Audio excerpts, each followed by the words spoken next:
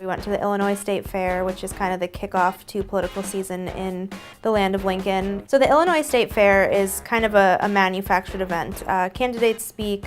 The people who go there are bussed in from Chicago. Some people come from the Springfield area. There was more Springfield area Republicans at the Republican Day than there were Democrats from the Springfield area at Democrat Day. But there were certainly voters walking around the fair, people, milking their cows or raking hay near their farm animals, who a few of them talked to us were from the Springfield area and told us they were voting for Rodney Davis, knew about him, knew a lot about that governor's race, which is kind of the big overarching factor in Illinois this cycle is, how the governor's race is going to affect all those candidates down ballot. So Rodney Davis was, just kind of a glad handler. He was walking around, had a solo cup in hand, was, hugging people left and right. Everyone knew who he was, had t-shirts on, were really excited to see him. You could tell that he was kind of in his element, around people, around voters.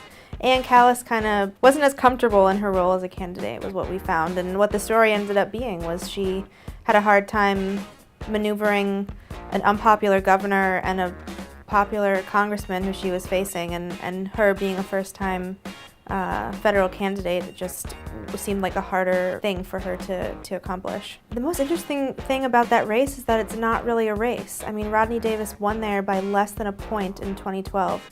He won by 1,002 votes. And this time around, he's leading by double digits. The Democrats aren't even sweating there anymore.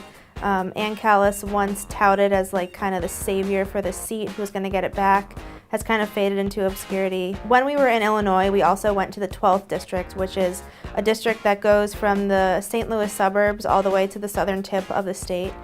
We met up with Mike Bost, who is a colorful character.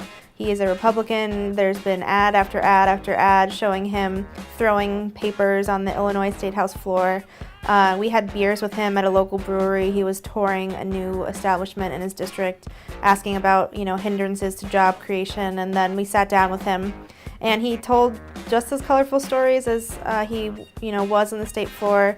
Told me a story about the time walking precincts for his state house race where he walked over a dead body. Someone had been stabbed to death about 4 hours before he went out there. When the polls close in Illinois, start to look for the governor's margin. If the Democratic governor is underperforming, expect to see some Democratic incumbents fall in Illinois. So if Rauner has a lead, starting off as we get into election night, it's not going to look pretty for the rest of the Democrats.